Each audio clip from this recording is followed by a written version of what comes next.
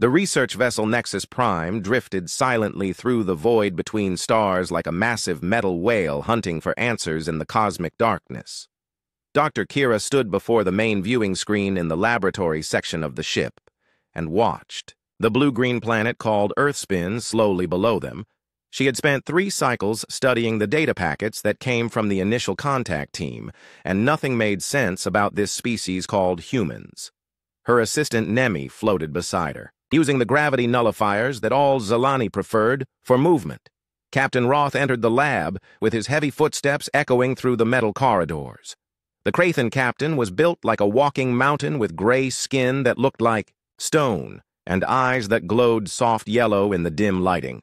Security Chief Vega followed behind him with her 4 arms crossed in the traditional Nexari pose of concern.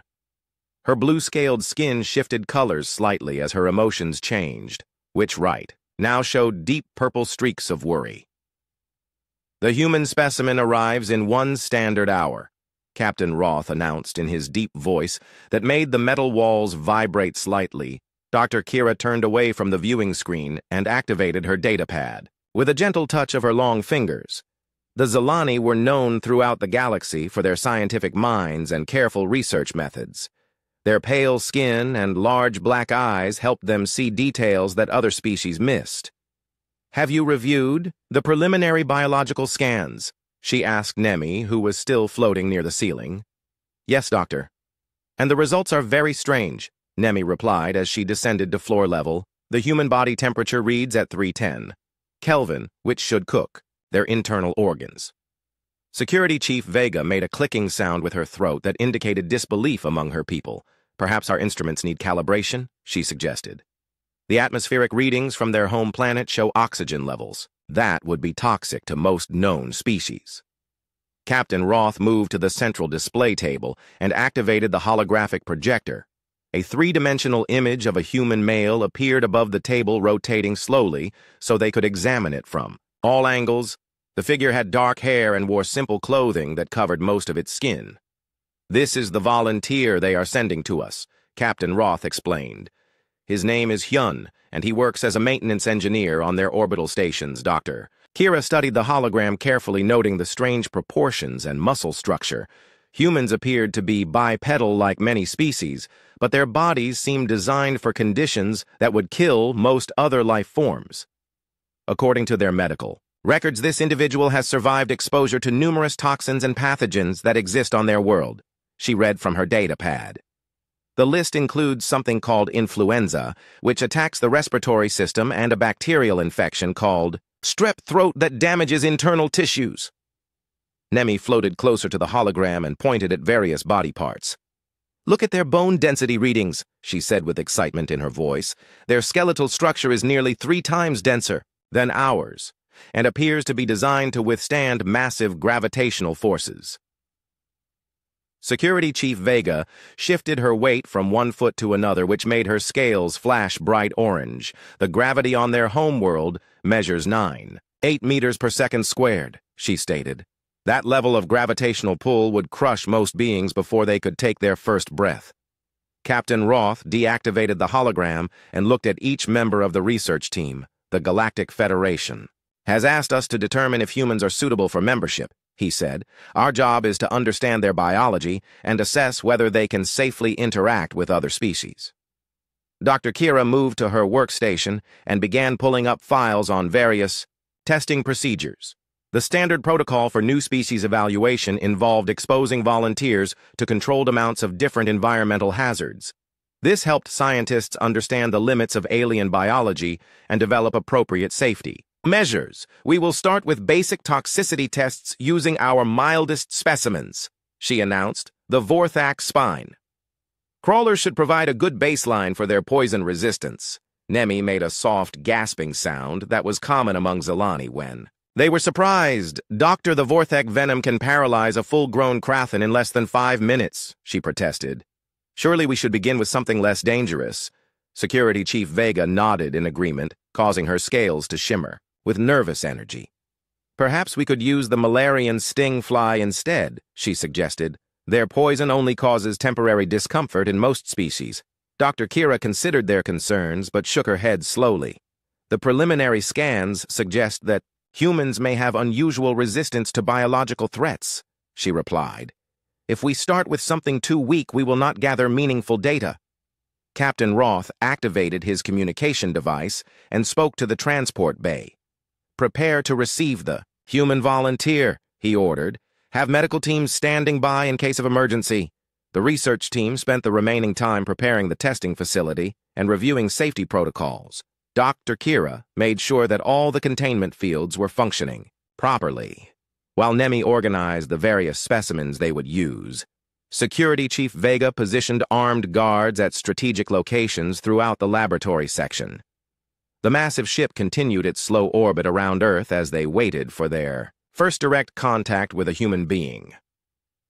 Through the viewing screens, they could see the planet's surface covered in blue oceans and white clouds. It looked peaceful from space, but the data they had collected told a different story. Earth was a world where massive storms could destroy entire cities and volcanic eruptions could change the climate for years. The temperature variations ranged from freezing cold that would turn most species into solid ice to desert heat that would boil their blood. Earthquakes regularly shook the ground with enough force to level mountains, and tsunamis could wash away everything in their path. Yet humans not only survived in these conditions, but seemed to thrive in them. They built their cities in the most dangerous locations and called places with active volcanoes tourist destinations. Dr. Kira found this information both fascinating and deeply troubling. How could any species evolve in such a hostile environment and still develop technology advanced enough for space? The communication system chimed with an incoming message from the transport bay. The human volunteer has arrived and is requesting permission to board, came the voice of the transport officer. Captain Roth granted permission, and the team prepared to meet their first human subject. They had studied the data and reviewed the files, but nothing could prepare them for actual face-to-face contact. Dr. Kira activated the laboratory recording systems to document every moment of the encounter. This would either be a routine first contact procedure or the beginning of something that would change their understanding of life in the universe. The heavy doors to the laboratory slid open with a soft hissing sound, and footsteps echoed in the corridor. Outside, Security Chief Vega positioned herself near the entrance, while Nemi activated the translation devices. Captain Roth stood at attention in the center of the room, waiting to greet their visitor. Dr. Kira checked her instruments one final time and took a deep breath of the filtered air. In just moments, they would come face to face with a member of the species that might represent the most dangerous form of life they had ever encountered. The footsteps grew closer, and everyone in the laboratory felt their hearts beating faster with anticipation and fear. Hyun walked through the doorway of the alien laboratory and looked around with obvious curiosity at all the strange equipment and glowing displays. He was shorter than Captain Roth, but moved with a confidence that made the security guards shift nervously at their positions. His dark hair was cut short and neat, while his clothes appeared to be made from some kind of synthetic material that looked both durable and comfortable. Dr. Kira noticed immediately that he showed no signs of stress or fear despite being surrounded by alien beings who probably looked terrifying to his species. "Hello, everyone," Hyun said with a smile that showed his white teeth. "Thank you for inviting me aboard your ship." The translation device converted his words into the common galactic language and broadcast them through speakers placed around the room. Captain Roth stepped forward and performed the traditional Krathin greeting by placing his massive hand over his heart. "Welcome to the Nexus Prime," he said in his deep voice. "We are honored to have you here for this cultural exchange." Hyun nodded politely and looked around the laboratory with genuine interest in his eyes. "This place is amazing," he commented while examining one of the scanning devices. "The technology here is far more advanced than anything we have back home." Dr. Kira approached him slowly while holding her data pad and trying not to appear threatening. "We have prepared some tests that will help us understand your species better," she explained. "They are completely safe and will only take a few hours to complete." Hyun shrugged his shoulders in a gesture that seemed to indicate acceptance or indifference. "Sure thing," he replied. "I signed up to help with research, so whatever you need me to do is fine." Security Chief Vega watched from her position near the wall as Dr. Kira led Hyun to the testing area. The space was surrounded by transparent barriers that could contain even the most dangerous creatures in the galaxy. Inside the enclosure were several smaller containers that held various specimens collected from different worlds. Nemi activated the environmental controls to match the atmospheric conditions that humans were supposed to require. The oxygen levels increased while the temperature rose to what their data indicated was a comfortable range for the species. "We will begin with a simple toxicity assessment," Dr. Kira announced. "This will help us understand how your biology responds to substances that might be harmful to other species." She moved to the first container and began entering commands on the control panel. Inside the transparent box, something dark and angular began to move among the shadows. "This creature is called a Vorthak spine crawler," she explained to Hyun. "It produces a neurotoxin that we use to test biological resistance in new species." Hyun pressed his face closer to the container to get a better look at the creature inside. "It looks kind of like a spider," he observed. "We have lots of those back home, though they are usually much bigger." Dr. Kira paused with her hand hovering over the release controls. "Bigger," she repeated slowly. "How much bigger?" "Oh, some of them can be the size of dinner plates," Hyun said casually. "The ones in Australia can kill you pretty quick if you are not careful, but most spider bites just hurt for a while." The research team exchanged worried glances while trying to process this information. A creature the size of a dinner plate that could kill humans was considered normal wildlife on their planet's security chief. Vega moved closer to the testing area and activated her personal shields. "Perhaps we should start with something smaller," she suggested. Dr. Kira looked at her instruments and then back at Hyun, who seemed completely relaxed. "The Vorthak venom should only cause temporary paralysis," she said more to herself than to him. "If your species can survive exposure to naturally occurring toxins, then this should be harmless." She pressed the release button and the container opened with a soft clicking sound. The Vorthak spine crawler emerged slowly from its hiding place and immediately oriented toward the nearest heat source. It was about the size of a house cat, but covered in crystalline spines that reflected the laboratory lights. Its movement was fluid and predatory as it approached Hyun, who stood perfectly still. "Should I be doing something specific?" Hyun asked. "Like trying to avoid it or holding still or what, Doctor?" Kira realized that she had not given him any instructions about the test procedure. Most species would instinctively try to flee from a creature that radiated danger through pheromones and body language. "Just remain calm and allow it to make contact," she replied. "The toxin will enter your system, and we will monitor your vital signs." The Vorthak reached Hyun and reared up on its hind legs to examine this strange new creature. Its crystalline fangs extended from hidden sheaths as it prepared to deliver its venom load. Without warning, it lunged forward and bit down on Hyun's exposed forearm. Dr. Kira watched her monitors as the creature's fangs penetrated human skin and began pumping neurotoxin directly into his bloodstream. The amount being delivered would be enough to paralyze a Krathan battleship crew within minutes. Hyun looked down at the creature hanging from his arm and tilted his head slightly. "Huh?" he said with mild interest. "That is a little tingly." He gently lifted his other hand and began petting the Vorthak along its spiny back. "It feels kind of like when my foot falls asleep after sitting in one position too long." The creature released its grip and dropped to the floor, looking confused by the lack of distress from its victim. Dr. Kira stared at her instruments in disbelief as Hyun's vital signs remained completely normal. His heart rate had not increased, and his brain activity showed no signs of neurotoxin interference. "Are you experiencing any numbness or difficulty moving?" she asked. Hyun flexed his fingers and rotated his arm to test the joint mobility. "Nope. Everything seems to be working fine," he reported. "The bite marks are already starting to heal up."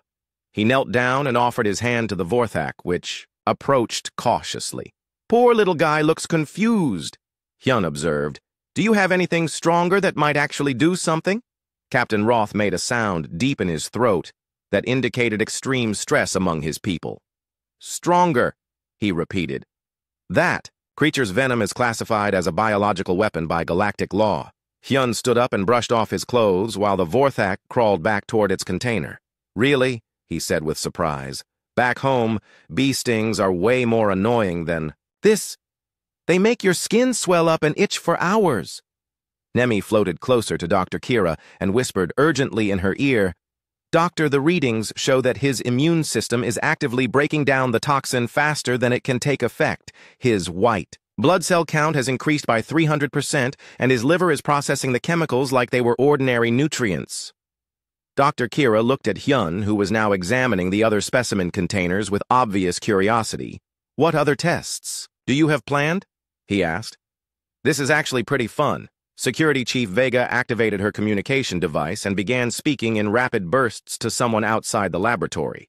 Her scales had turned bright red, which indicated maximum alarm. Among the Nexari. "We need to contact the Federation Council immediately," she told Captain Roth. "This human just survived exposure to enough neurotoxin to kill half the crew." Captain Roth nodded grimly and looked at Dr. Kira, who was still staring. "At her instruments. Continue with the testing," he ordered.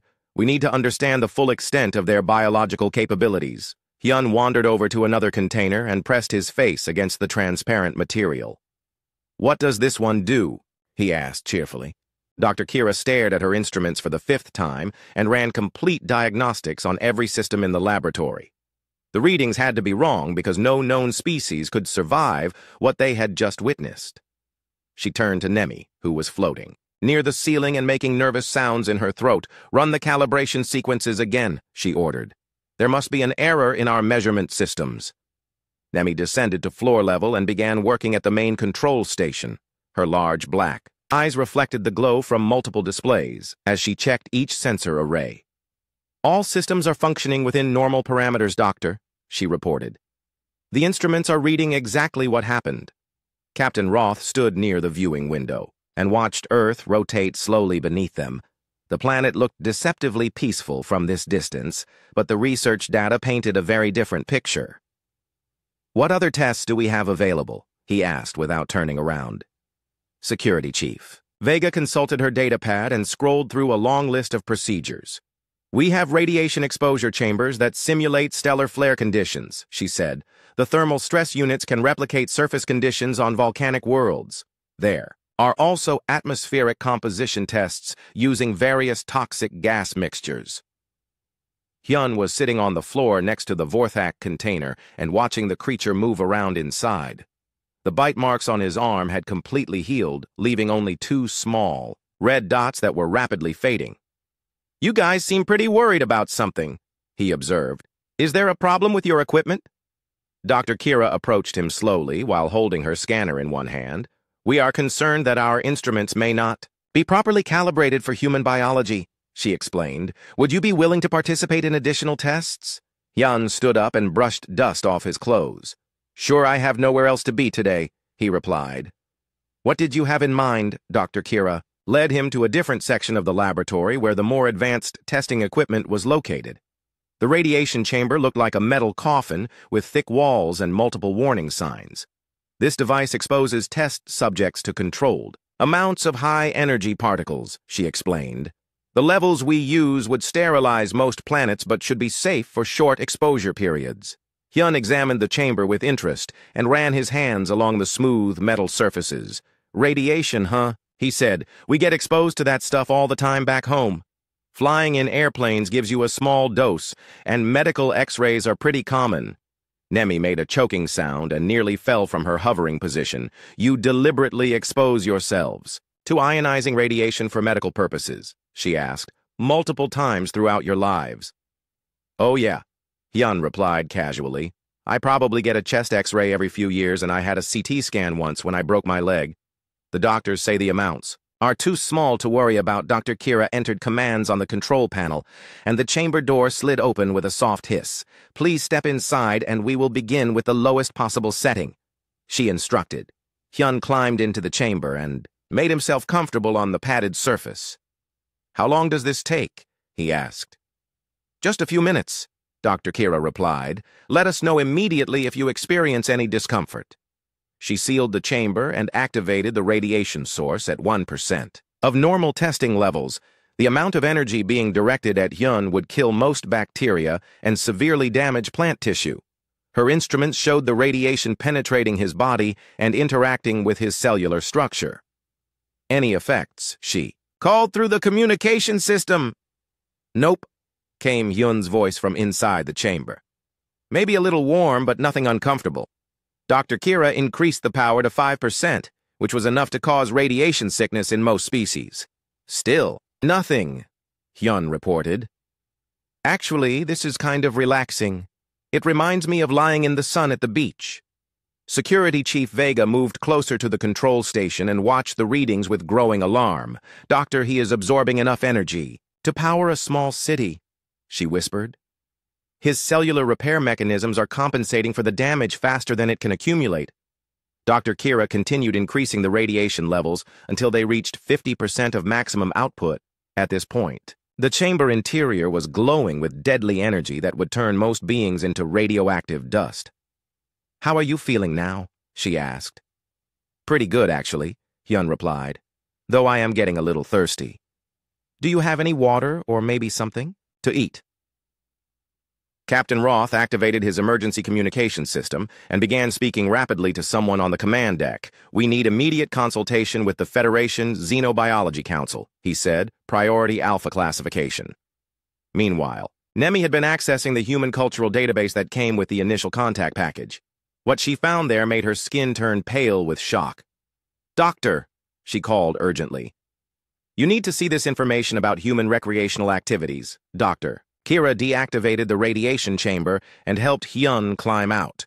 He looked completely normal except for a slight pink tinge to his skin that made him appear healthier than before. What did you discover? She asked. Nemi. Humans regularly engage in activities that would be classified as extreme survival challenges by galactic standards, Nemi reported. They climb mountains in conditions that would freeze most species solid. They swim in waters that contain predators capable of biting them in half. They jump out of aircraft at high altitude for entertainment. Hyun overheard the conversation and nodded enthusiastically. Oh yeah, extreme sports are pretty popular, he confirmed. I went skydiving last month and it was amazing. There is nothing like falling through the air at terminal velocity. Security Chief Vega made rapid clicking sounds that indicated severe distress. They deliberately fall from great heights as a form of recreation, she repeated. How do they survive impact? With the ground. We use parachutes, Hyun explained. Though some people do base jumping where you wait until the last second to open your chute, that gets your adrenaline really pumping. Dr. Kira consulted her datapad and scrolled through more information about human physiology. What is adrenaline? She asked. It is a hormone that our bodies produce when we are in danger. Hyun replied, it makes your heart beat faster and gives you extra strength and speed. Some people get addicted to the feeling and keep looking for more dangerous situations. Captain Roth turned away from his communication station with a grim expression on his face.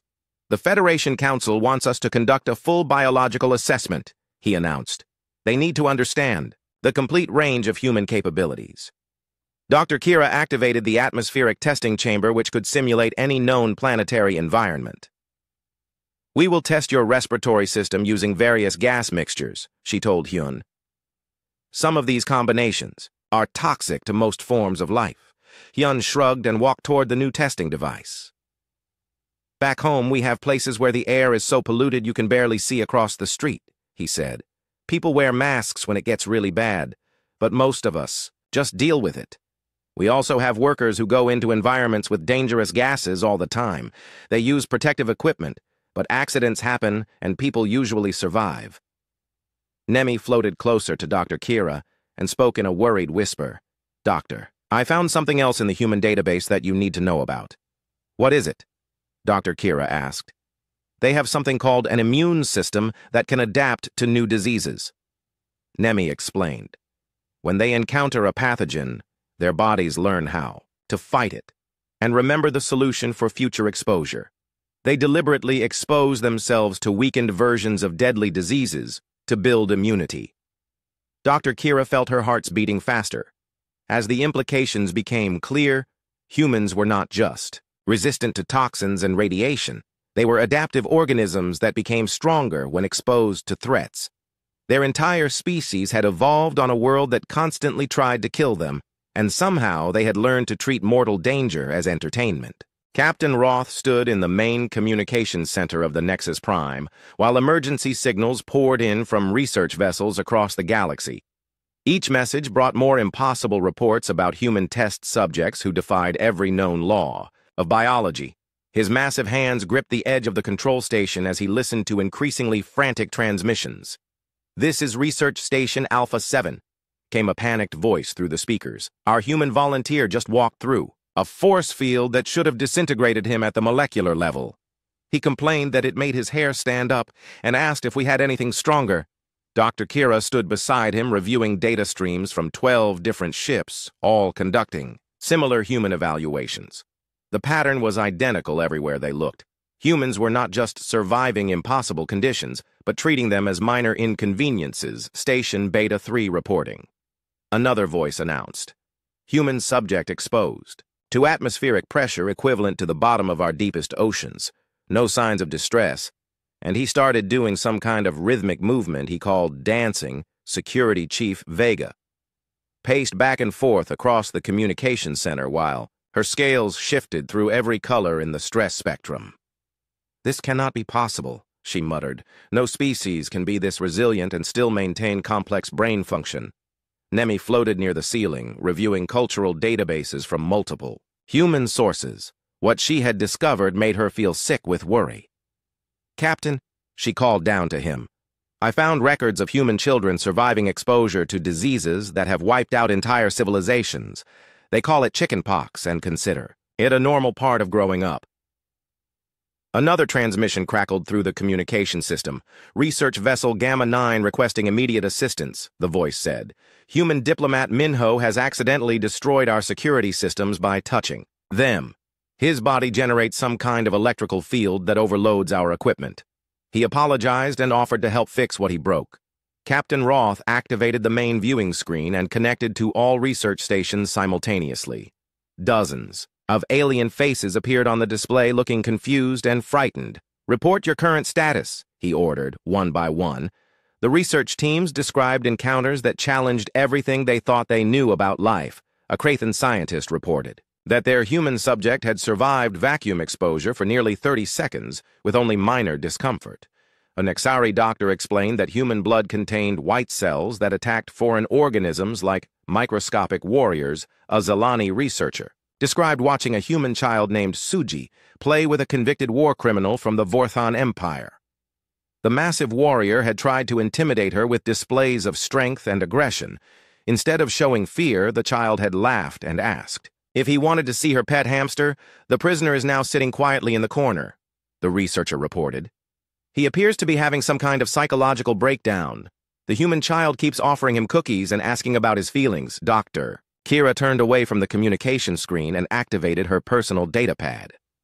"We need to understand what kind of environment could produce such adaptive capabilities," she said. "I am accessing the geological and meteorological data from Earth."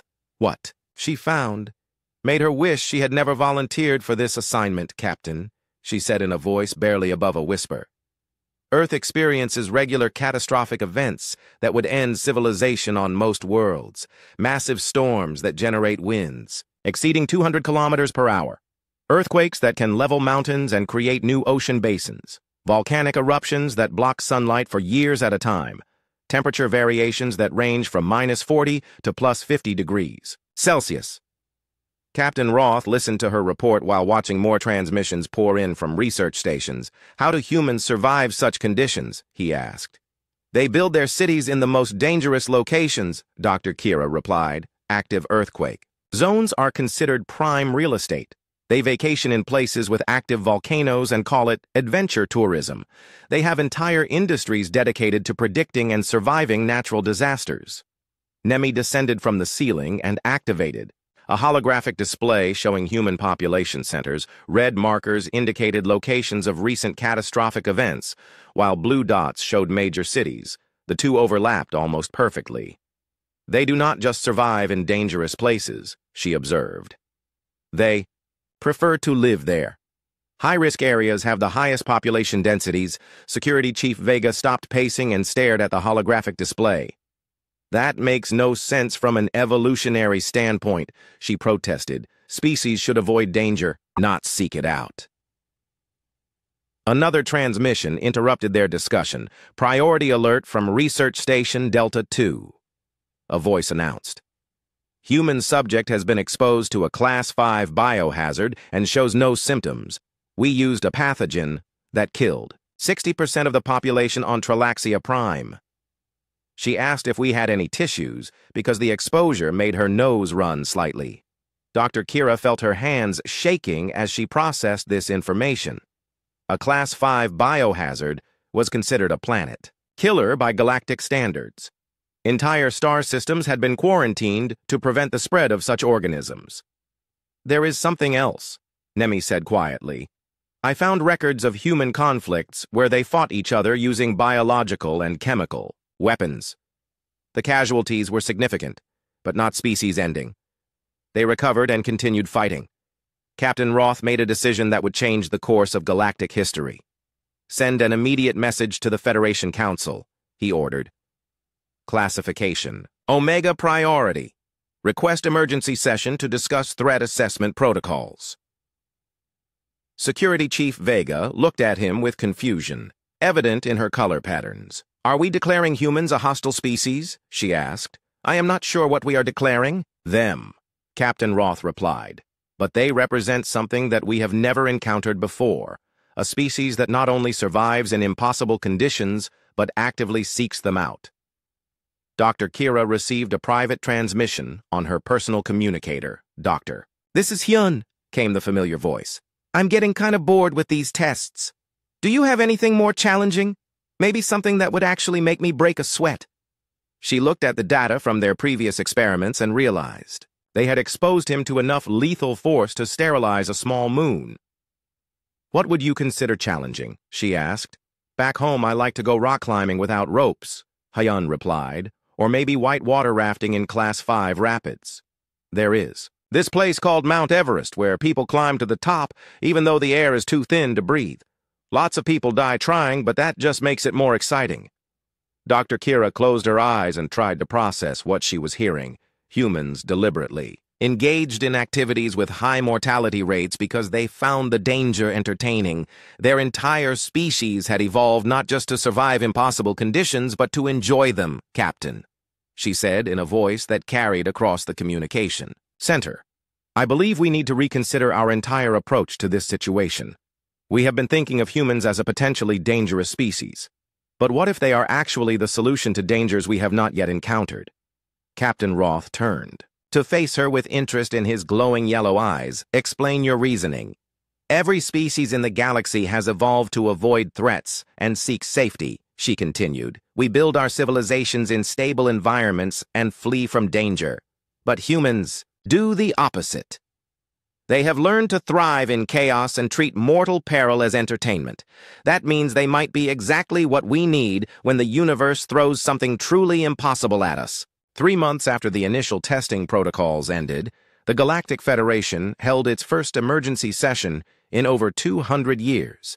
Representatives from every known species gathered in the massive council chamber that orbited the neutral system of Kepler Prime. Captain Roth stood at the central podium facing thousands of beings from across the galaxy, while Dr. Kira prepared to present their research findings. The air in the chamber hummed with nervous energy as species after species demanded answers about the human situation. The evidence is clear, announced Prime Minister Kess of the Vorthon Empire. These humans represent an unprecedented biological anomaly that threatens the established order. How can we integrate beings who consider mortal danger to be recreational activity? Murmurs of agreement rippled through the assembled delegates as they discussed the implications. Security Chief Vega sat in the research section reviewing final reports from every human evaluation. Conducted across the galaxy, not a single test had produced the expected results.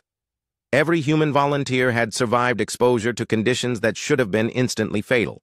The Council recognizes Dr. Kira of the Zelani Research Collective announced. The session moderator, Dr. Kira, activated the holographic display system and began presenting data that would reshape galactic understanding.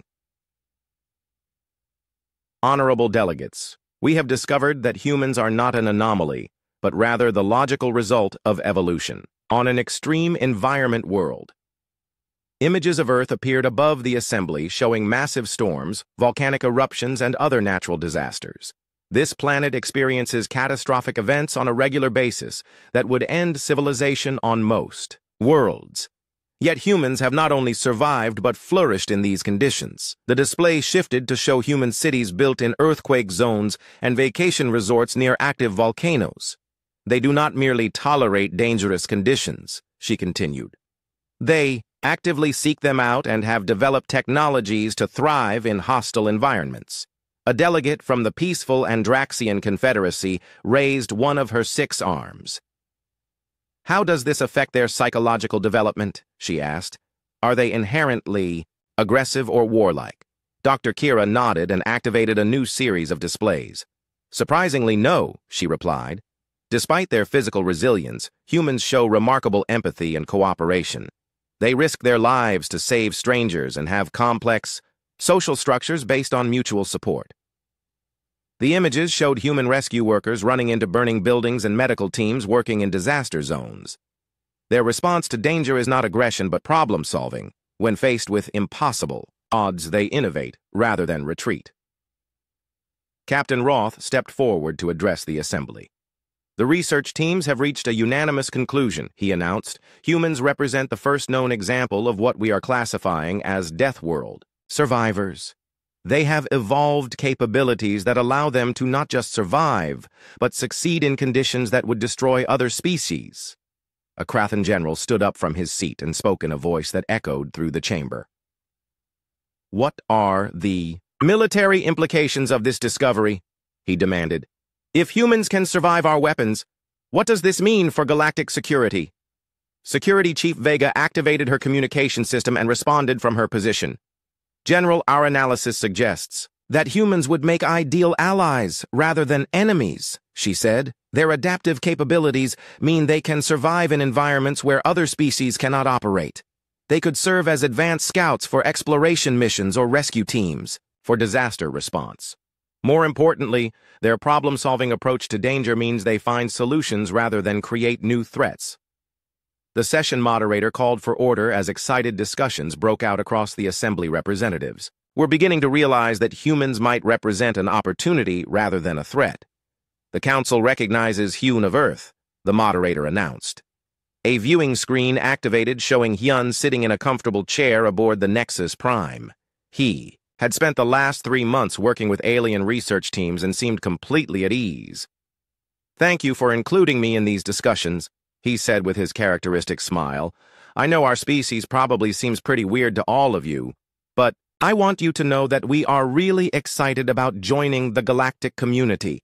A Nexari delegate activated her translator and asked a direct question. Human Hyun, your species treats mortal danger as entertainment, she said. How can we trust beings who actively seek out life-threatening situations? Hyun thought for a moment before responding. I think you might be misunderstanding our motivations, he replied. We do not seek danger because we want to get hurt. We challenge ourselves because overcoming difficult situations makes us stronger and more capable. When we climb mountains or explore dangerous places, we are testing our limits and learning new skills. Back home, we have a saying that what does not kill you makes you stronger. That philosophy has helped us survive and thrive on a planet that constantly tries to eliminate us. Dr. Kira activated another display showing human technological achievements. This adaptive mindset has produced remarkable innovations, she explained. Humans have developed solutions to problems that other species considered impossible. Their medical technology can repair damage that would be permanent in most beings. Their engineering creates structures that can withstand forces that would destroy our buildings. Their transportation systems operate in conditions that would ground our vehicles. Nemi floated near the research station and accessed additional cultural files. There is another important factor to consider, she announced. Humans have a concept they call hope that drives them to continue trying even when success seems impossible. This psychological trait combined with their physical resilience makes them uniquely suited for challenges that would defeat other species. The assembly fell quiet as delegates processed this information. For the first time, they were considering humans not as a threat, but as potential partners in facing the unknown dangers of the universe. Prime Minister Kess of the Vorthan Empire stood and addressed the gathering. "I propose that we establish a new classification system for species evaluation," he said. "The current protocols are clearly inadequate for beings who have evolved under extreme conditions.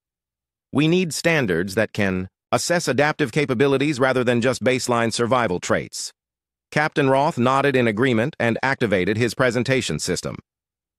"The research fleet recommends establishing a Death World Survivor Integration Protocol," he announced. "This would create specialized training programs where humans can share their survival techniques with other species. In exchange, they would learn about galactic technology and culture. The goal would be to create mixed teams capable of handling situations that no single species could survive alone." On the viewing screen, Hyun raised his hand to get attention. "If it helps, I would be happy to train anyone who wants to learn about survival techniques," he offered. "Most of this stuff is pretty basic once. You understand the principles. Like when you were testing me with that poison creature? Back home, kids learn about dangerous animals in school, so they know how to avoid getting hurt. Maybe we could set up some kind of exchange program where young people from different species learn from each other."